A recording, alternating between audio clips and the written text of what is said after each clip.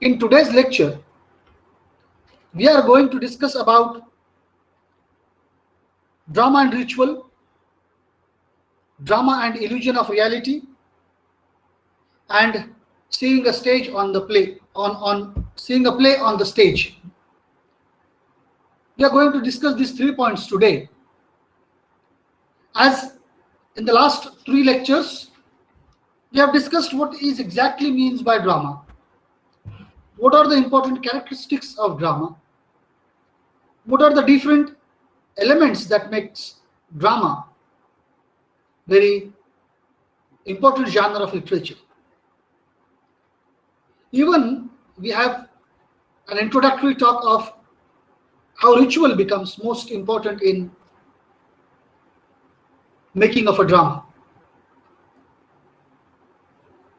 Drama, as we have already seen it, is nothing but a kind of participatory activity where we have imaginative participation, and this imaginative participation we can derive it from drama. Now, if you look at the origins of drama, drama seems to have evolved from ancient Egypt and Greek rituals, as I said you earlier also, that the ancient civilizations of the world, Egyptian, which is called as Mesopotamian, Greek, and even Indian civilization. So ancient, the idea of drama seems to have evolved from the ancient Egypt, Greek, and India. And for that, you will find out various ceremonies that were performed the same way again and again. Various ceremonies were being performed again and again. And these performances of the ceremonies were thought to have a propitious effect on the relationship between the people and their gods. Because for human beings, God is a mystery for a long time. And that's why, to please the God, to make the God happy, people used to perform various things in front of gods. And that's how you will find out, my friends, that gods and the performance in front of the gods gave a proper birth to drama. In ancient Egypt, some religious rituals evolved into a repeated passion, plays a very crucial role in developing this genre. As I said you earlier also, that Greek drama, because we are concerned about the Western dramas rather than talking about any ancient Oriental drama or Egyptian drama or Western drama. We are talking about the Western drama. So considering the Western drama, you will find out that Greek drama was first performed during yearly religious celebrations which were dedicated to the god Dionysus. And the early Greek playwrights, such as Sophocles in Oedipus Rex and Antigone, emphasized the interaction between the will of the gods and the will of the human beings. Because if you see it very carefully, as I said to you, that God is a mystery for human beings. And that's why they want to have understanding of the will of the God. So most of the Greek plays dealt with the will of the God and the will of the human beings, and there is always a clash between these two wills.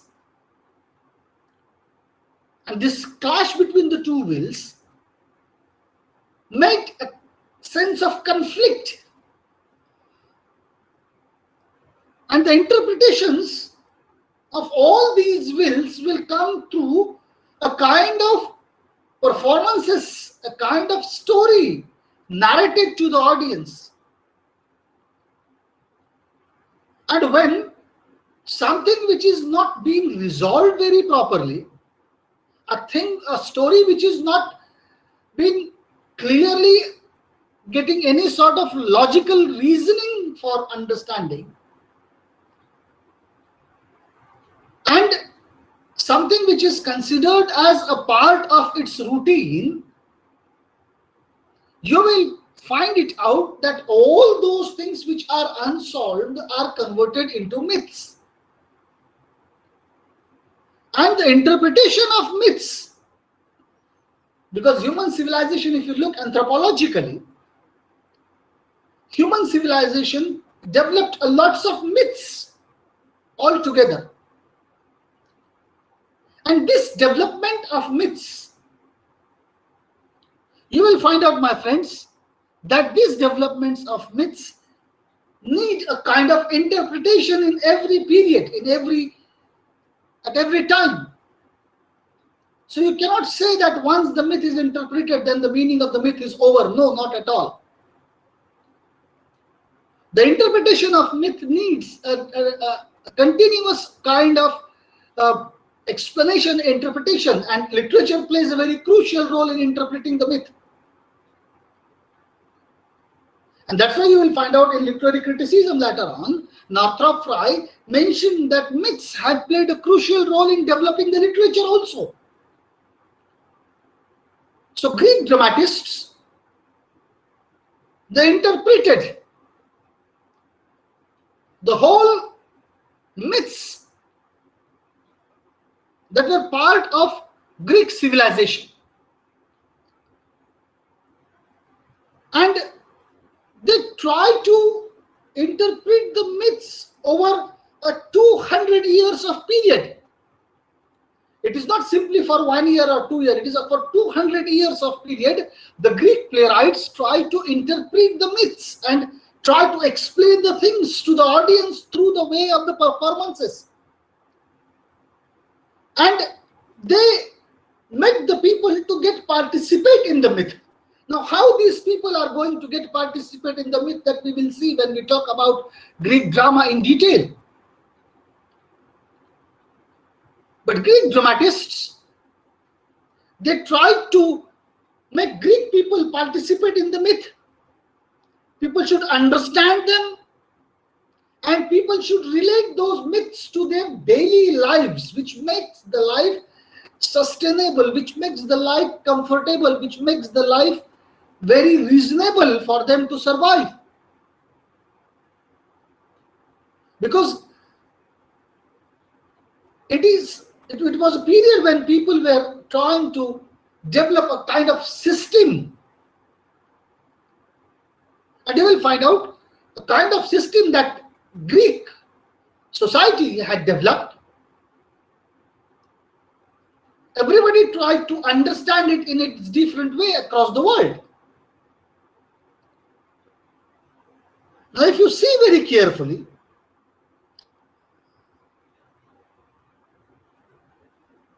from Greek, when it transferred to different periods, then we'll talk about how when it is transferred to different phases and different periods, how this whole structure of drama, how the whole understanding of drama, how drama gets close to the people, all those things we can talk it about, all those things we can discuss it about when we talk about the different ages of drama from Greek to modern.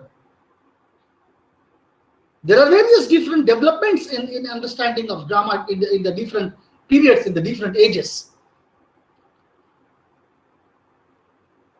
When Roman falls, when the Rome fall and we lost a classical artistic tradition, monasteries took the whole understanding of drama with them. Monasteries, churches, they took drama with them. How they took drama, how this drama developed, we talk in when we talk about the ages. And then later, in and about all the cathedrals of Europe, you will find out drama flourished. And you have a whole series of mystery play and morality plays that were part of the whole understanding of the relationship of drama and rituals with each other. At one stage in the history of drama, churches rejected drama, but later on churches accepted it, and not only accepted it, they flourished it in such a way that drama got a new understandings in future. That means drama has a close connection. Drama has developed itself from rituals that human beings used to follow in their routine day-to-day life in the society. It evolved through the medieval religious ceremonies, various religious ceremonies. If you see, in our own society, a very common example, if you want to understand it, how rituals played a crucial role in making drama close to human life, and that's why it is one of the most ancient form or ancient genre of literature. After epic, drama was considered to be the ancient genre of literature. Look at the marriage ceremony in each and every society, apart from their caste, class, religion. At every marriage ceremony, there are certain, you can say, a kind of ceremonies in marriages. And those ceremonies later on, why those ceremonies used to take place? Because it was a kind of union of two families all together. And to understand the families, how you can make a family get understand with each other, you should have certain ceremonies accordingly, and that's why there are certain ceremonies which makes two families to get close to each other, to understand to each other. And that is how a drama used to develop. That is how a drama used to flourish. And the ceremonies, the religious ceremonies that helped the faithful to understand more about their moral predicament, because morality is one of the most important aspect of human life, and drama tries to teach this morality. Drama tries to teach the people how to behave in the society.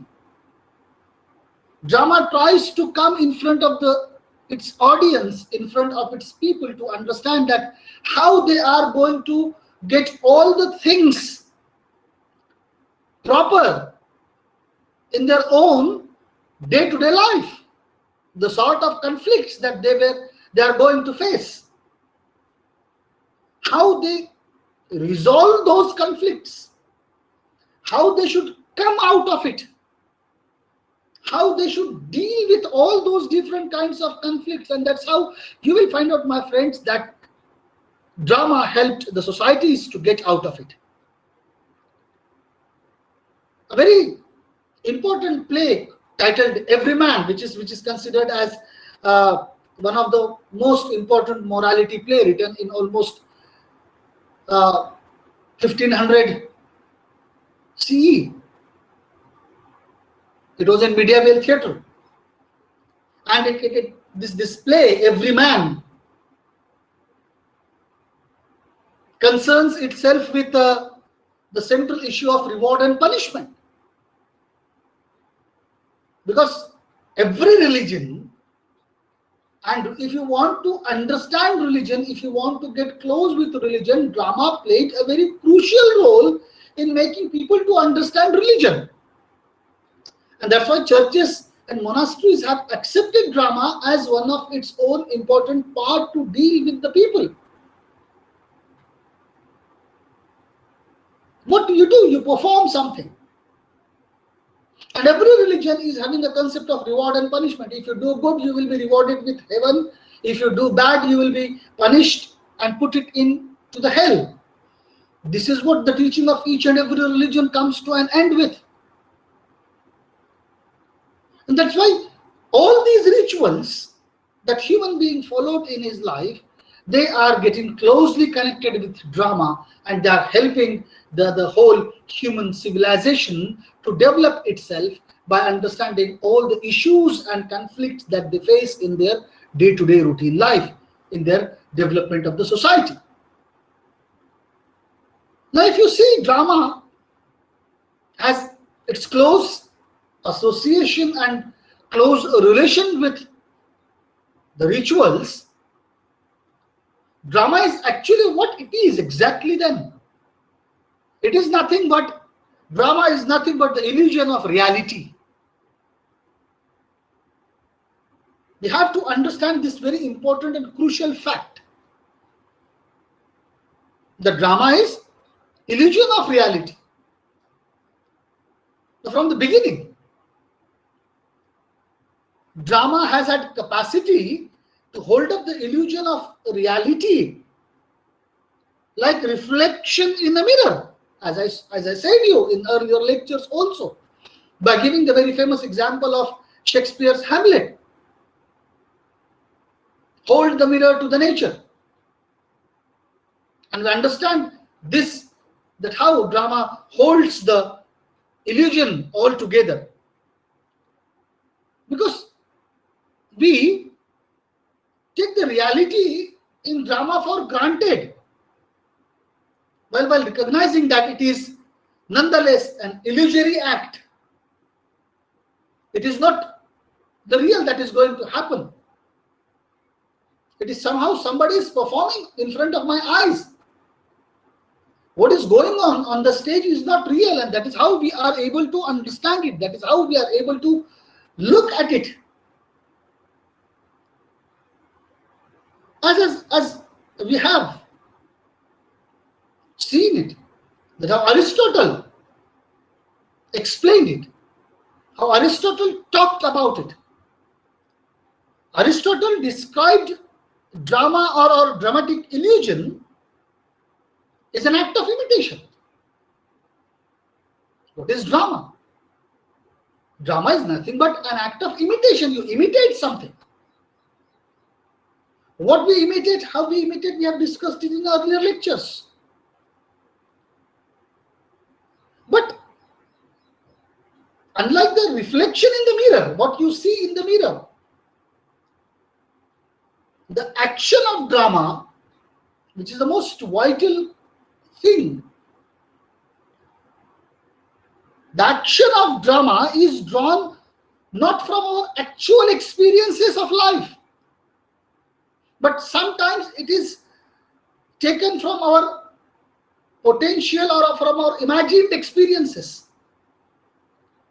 You cannot say all the dramas written in the period where having the real incidents took place in human society or human life. No. It is not a complete kind of actual or real experiences, because when I said you may have a doubt and you may have a query in your mind and saying, sir, you are saying it is an reflection in the mirror. And what mirror shows is actual thing that is in front of it. And if you are saying that it is a reflection of mirror,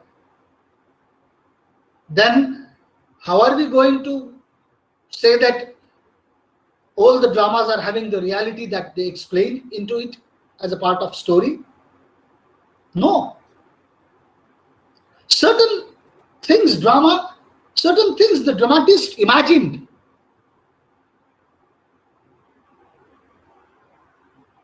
There is very interesting thing that how dramatist can able to imagine, how dramatist imagine certain things. When Queen Elizabeth I declared and asked all the English people to have their colonies across the world. Approximately, it is somehow in history you will find out during the last phase of 17th century, 1599 or 1600, beginning of 17th century, you will find out. Back end of 16th century and beginning of 17th century, she asked the English people to have their colonies across the world, and later on, the English people went across the world and developed their own colonies, and we were also one of the colonies of English people. Now, when she asked that English people should make their colonies across the world, Shakespeare wrote a drama imagining that if the colony was made by an English person, how the people living in Africa will react to it. Now, this is not an actual condition during that particular time when Shakespeare wrote that play. But Shakespeare imagined it. That how these people will react, how Africans will react. And that's why he wrote a play called The Tempest, where you find it out that there's a reaction in Tempest against the colonial masters. Reaction against them in their own language. And that's why you will find out a very famous dialogue uttered by Caliban in that particular play, The Tempest, to his colonial master, saying that you taught me your language, I know how to use it. I'll abuse you in your own language. You taught me your language, now I will abuse you in your language. And the same thing later on in 80s, when Indians understood English language very well, then Salman Rushdie came with an idea called chutnification of English language. And Salman Rushdie said that I am not going to use English as Britishers use English. I am going to use English in my own Indian way. That's why I am making chutnification of English. That is the very famous term coined by Salman Rushdie. And that's why what dramatists imagine. Drama is not always explaining the reality. And that's why I said drama is nothing but an illusion of reality. It seems that whatever things that dramatist is discussing, that thing most of the time makes the people to feel that something is happening in front of their eyes is supposed to be the real thing. That is how it will happen in front of them.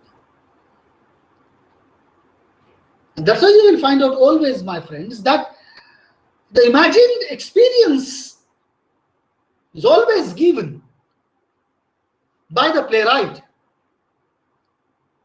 If you look into the Greek dramas,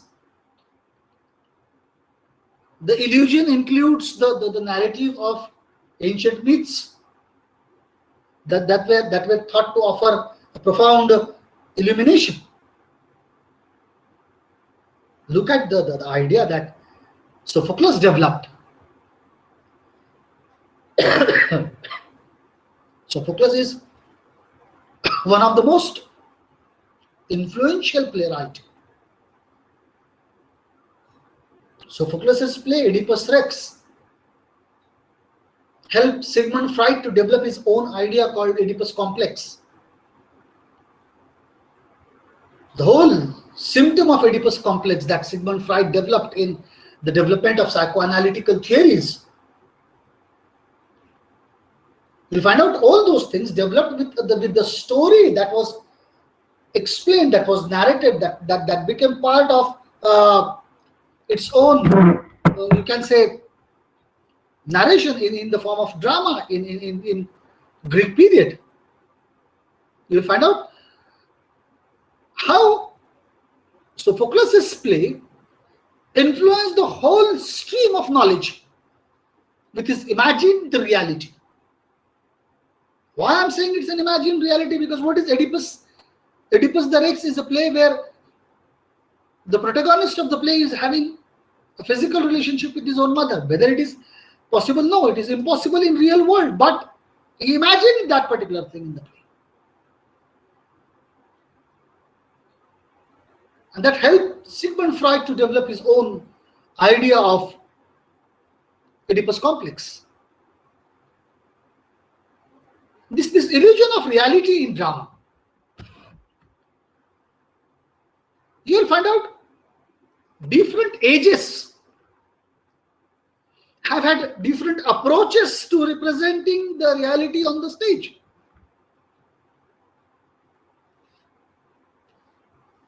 Different stages have different ages have different approaches. For example, as I said you earlier also, that Greek drama was performed rather than it is in written form. And it was performed on a stage which is called as arena. Please understand, please remember this word. When we talk about Greek drama later on, we'll talk about this arena stage also. A-R-E-N-A. Arena. So why this is the arena, for you to understand it very comfortably. Have you seen the circus? Any circus? Anybody of you have seen the circus? And the circus which has been performed, the audience is sitting in a semicircular shape, and all of the performers, they used to come from the center. They used to perform in the center, and you can watch it from the three different directions, sitting in a semicircular way, all the audience. And you will find out that this semicircular way where the audience used to sit all together, you will find, my friends, it is the same kind of stage that Greeks used. And in that arena stage, they used to perform the play. And because the audience used to sit in a large number, and I'm trying to show you the stage, Greek theater. I will show you the Greek theater so that you can able to find it out that how this Greek theater looks like. It is somehow like this. And if you see, I'm trying to show this to you so that you can able to find it out that this Greek theater used to have a complete semicircular stage altogether. And that's why you will find out, my friends, that semicircular stage, you can watch this.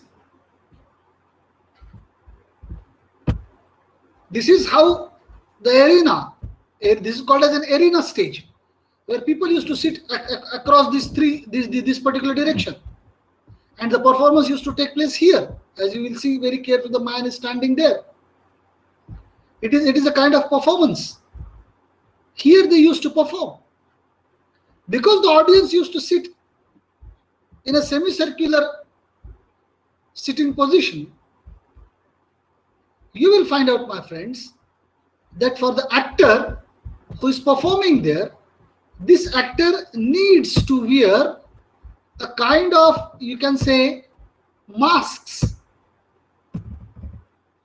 Because they used to wear masks, and if they are wearing the masks, they have to wear the masks of all kinds, because it is impossible for most of the people to simply watch the mask let me show you the masks to you, how these masks are part of a Greek theater, so that it will be easy for you to understand that this is not a reality. This is not a thing which you can say a part of a routine life. You can see the different kinds of masks used there, and if you find it out very carefully,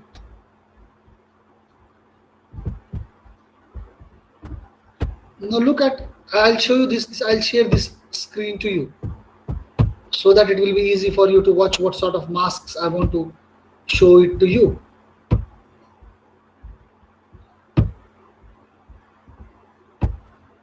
Now look out, these are the masks. These are the masks that the Greek actors used to wear on their faces. And why they used to wear the mask? Because after wearing this mask, the audience can able to understand what kind of character this is. That means wearing the mask and speaking in verse, because they used to speak in verse, in poetic words. Why? Because for the audience sitting at the back of the stage, the words should reach to them. So they used to sing it. That means in your day-to-day life, you never used to sing. You speak. In a prosaic way, you speak with your people. So you find it out that Greek drama, Greek actors spoke in verse and wear mask. In all the tragedies, they used to wear the mask, except in some comedies and some satire plays, because the staging consisted of a very little setting. There is no special costume. And if you move to medieval drama used to perform something on a carts. And that you will find out the medieval drama, when it is performed on a cart,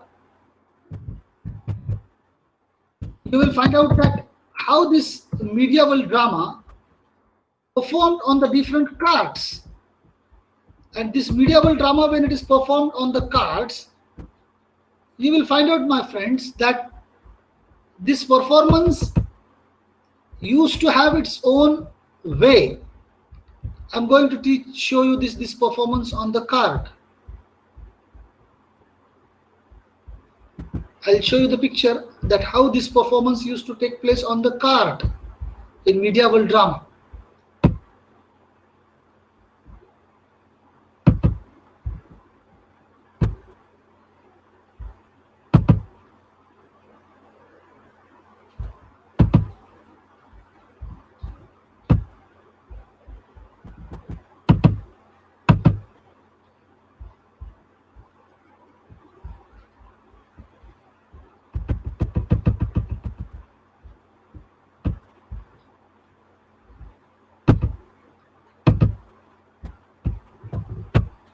I'm trying to show you that picture which is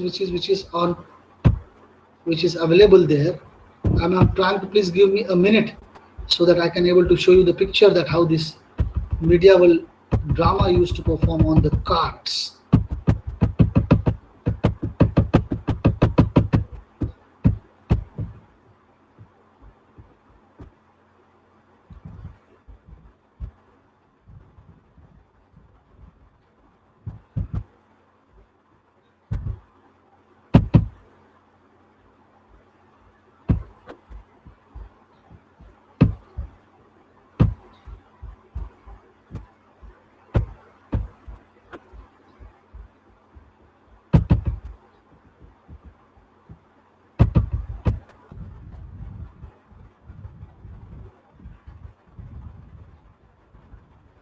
Because this medieval drama which is performed on the carts, it is nothing but a part of a, we can say, very close understanding of all the people they used to have their stage activities.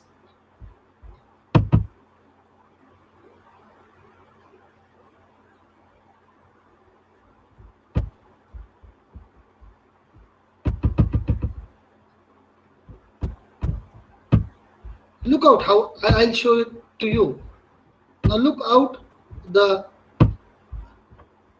way it has been performed on the card. Now this is how you can find it out. It is card, and the whole drama is performed on the card. It was having a wagon, it was having a cart, and it was having you can say special machinery developed, because if you see very carefully there are wheels, and these horses are taking this cart ahead, and these wheels, so which these wheels which makes this cart to move ahead. And you will find out this developed to suggest the presence of devils. This is suggested to present the different kinds of frightening scenes and sequences, and they are trying to show you all kinds of different ways. So you will look out that how this drama used, which is you can say a kind of activity which is you can say, my friends, that this is how we used to follow, we used to understand it. And then if you look at the Elizabethan drama, which was very developed form of drama, because Queen Elizabeth I made the drama and supported drama, because Queen Elizabeth I, who ruled England from 1558 to 1603. Please understand this, because this is also important for you, for your, if somebody is preparing for NET and SET examination, it is essential for them to understand that what exactly is the period of Elizabeth I, 1558 to 1603. And the actors during Elizabeth I were accustomed to spoke directly to the crowd, because the crowd sits close to the stage. And all Elizabethan periods, all Elizabethan plays written during that particular period were essentially having contemporary clothing. They used to wear the contemporary dresses, and even they don't have more scenery. And that's why if you read Shakespeare's play, you will not find more of the discussion of the scenery that Shakespeare used to have. And the actor recited the language which is used in Elizabethan drama is mostly the verse. And you will find out that the response in Elizabethan drama or Elizabethan theatre was mostly like lifetime experience and day-to-day experiences that people are getting from the drama. In the drama that we are going to study of Shakespeare's Midsummer's Night Dream, you will find out in Midsummer's Night Dream there are fairies, there are enchantsmen, even there are ass head on the shoulders of man. Look out this ass soldier on the head of the. You can see this, and I'll show it to you that we are going to have. I'll share that scene to you, that we will have this different screen for you, and I'll try to show this screen to you.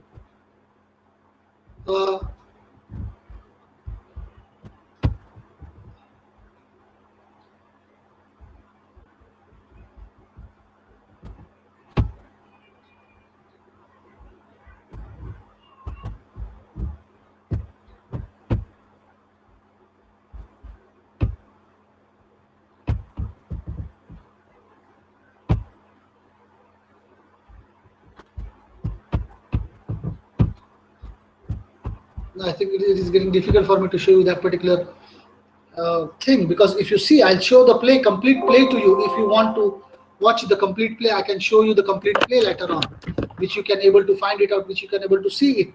Because in Shakespeare's Midsummer's Night Dream, you will find out fairies are coming, there are ass head on human body, and all those things. Because although the actor is wearing ass head, donkey's head, wearing a mask of donkey's head, we as an audience accepted that it is a donkey, although we know it, that it is nothing but a kind of, you can say, a man who is wearing the donkey's hat. We know this, but still we accept it because it's an illusion. And all those characters inform the audience. Even in Shakespeare's day or in modern days, you will find out that it is not something which we discuss, that it is holding a mirror up to the nature. No, what the reflection you will find out in mirror is not actually mean by drama. But drama is having a fantastic imagined reality carrying with itself. And you find it out, my friend, that certainly when you read Midsummer's Night Dream, why all the students are leaving? Is there any problem with you, friends? Hello, are you getting my voice? Anamika, are you getting my voice?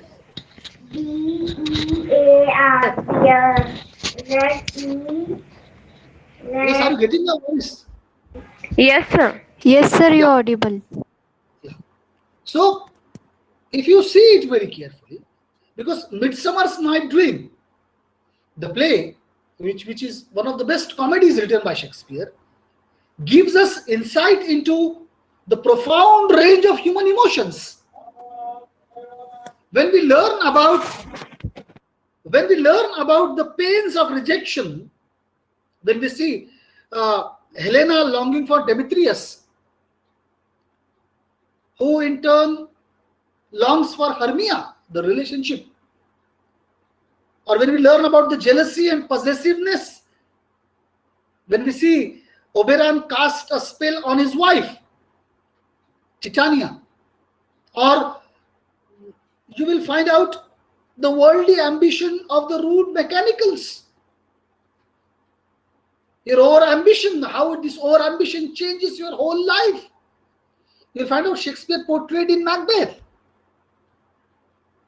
And you'll find out all those things that are part of our own routine day-to-day life, but it is imagined by the dramatist.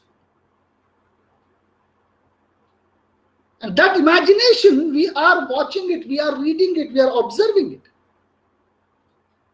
In modern drama, the dramatic illusion of reality includes not just the shape of an action or the events and the characters, but it also tries to give you details of everyday life.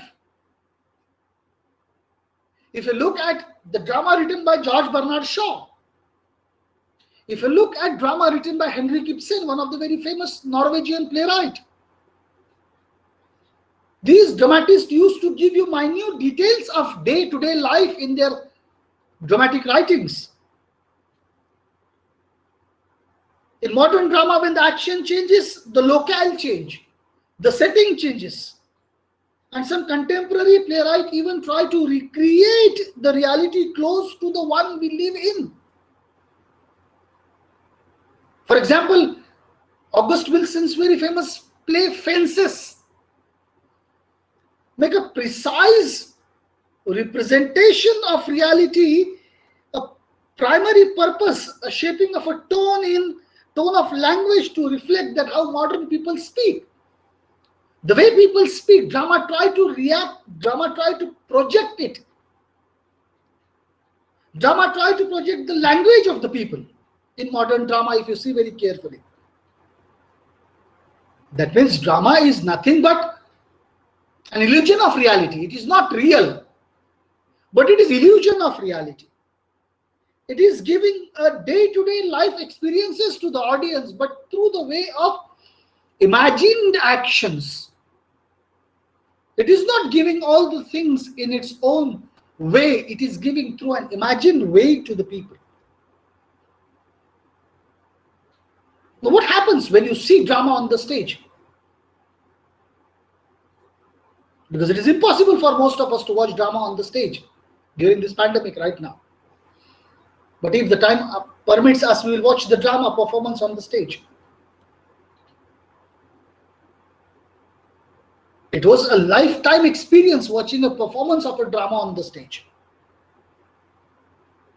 Because when we are talking about the drama makes the audience to participate in the activity. Participate. You became part of that particular action that is taking place on the stage. The member of the audience tries to become part of the whole story. And then, my friend, this is very mysterious phenomena. When we see a play today, how have you seen? Any one of you have seen the stage? Any one of you have seen the theater?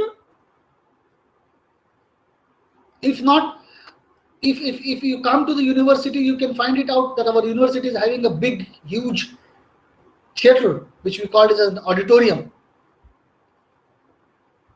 And in a theater, the performance used to take place in front of your eyes, and audience are sitting into the dark part of the hall. They are looking at a lighted stage. The stage is lit up, and they are looking at the lighted stage. This was the condition of today's theater.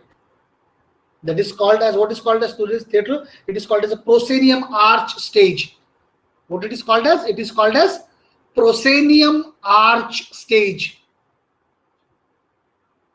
where audience are sitting into the dark and the stage is lighten up. You find out lights are on the stage only. The rest of the part of the theater is in dark, where audience used to sit.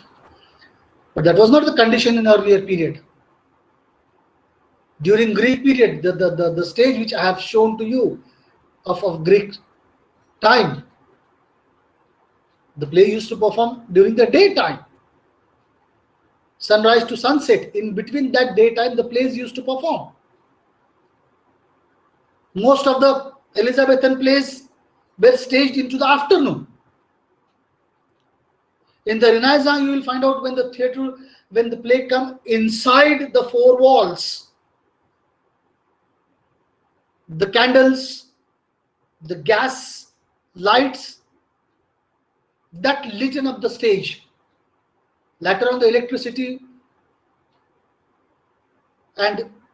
took over all those things afterwards in the 19th and 20th part of 20th century. And in today's period, you will find out computerized lighting has changed the whole system of electricity that we used to have in theaters. Now, sitting in the darkness, looking at the play that has been performed in front of you, you are watching all those things. Now you don't get an experience of a Greek type of plays where you are sitting in the morning and watching the play. But watching the play gives you a complete lifetime experiences. You will be very closely associated with it. And that's why a development of later on the theater goes on. Development of the writings also takes place according to the stages available there. The kind of performance used to take place on the stage, the same kind of writing used to take place by the writers.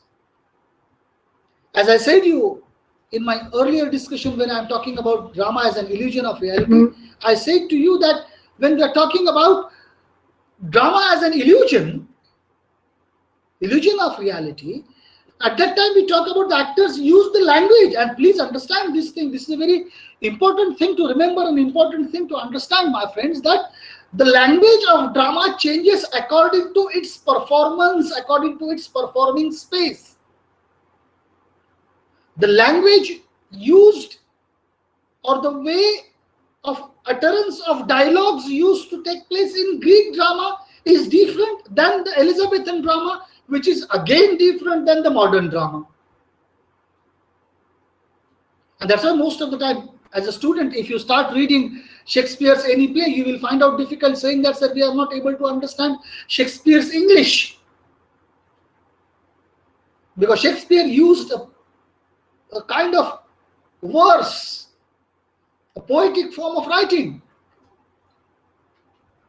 And Shakespeare English is having a poetic kind of writing, and that's why you'll find out the dialogues written in Shakespearean drama is having a kind of poetry in itself. The Greek drama is having another kind of lengthy and long dialogues, and that's why when we talk in detail about all these different stages, when we discuss about different ages in drama, we'll find out that how these different ages change the whole writings of drama. And that's why drama is not simple to read, only a thing that there are characters, there are plot, there are story, there is a conflict, and everything is going on one by one and appearing in front of our eyes is not at all a drama. But drama in its development gave a different kind of dimension to the understanding of language also. And that's why it is most essential, my friends, to understand drama from this perspective also. Otherwise, reading drama and understanding the story and again writing the story is of no use. And that's why we have to consider, we have to understand. When we talk about drama and its development, we'll talk about all those things in our lectures, that how this lecture, how these things develop. And that's why, my friends, we'll talk tomorrow on one of the most important aspect of drama, that is theatre and their effects. And then we'll talk about how to read a play. And then from tomorrow onwards, after tomorrow's lecture, then we'll go about different ages in drama. So we are having consecutive lectures on that. I hope that this helps you